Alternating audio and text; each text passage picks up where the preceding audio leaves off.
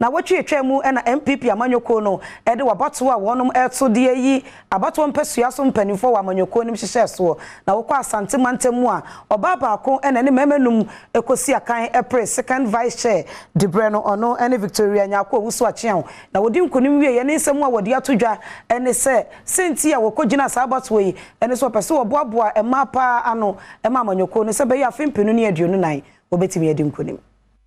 The Bredun Suana NPP amanyoko no epre ewa Asante mantem ha sei no emu mienu an wo yisi ho a wode ma emanko a eye women commissioner ene ne deputy edunum na eka ene de wo biemu ema obibia ehwehwemu ede na de se emapi na sikasem abewura amanyosem nti no eye na omu eni fanka wo de begina maame Victoria nyako owusu echianwa ya paw ne second vice chair ede ama NPP amanyoko no wa Asante mantem ha ekire kwan a obefa so a sikasem no ebekofom party no so some party ni pa na we party adwuma pa ye hye wadwuma wa ye ene de ma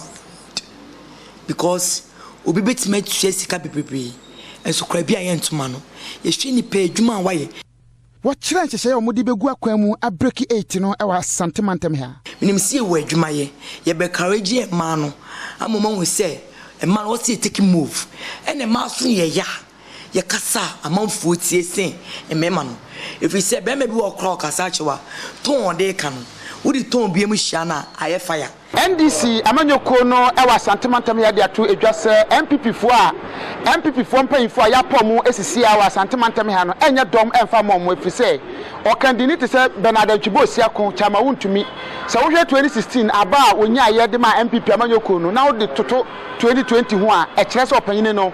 nani monyam ewa Asante mantem ha no akofom Abbas Nuruddin communication director Adema NDC amanyoko no wa Asante mantem ha who take Asante region as a whole now the credit come to me. Now you are not being fair to the issue because Asante region almost Obama MPP dada before won to me about 2008 election omunya be 77-78% ewo Asante region but so you can measure wound to me based on certain political standards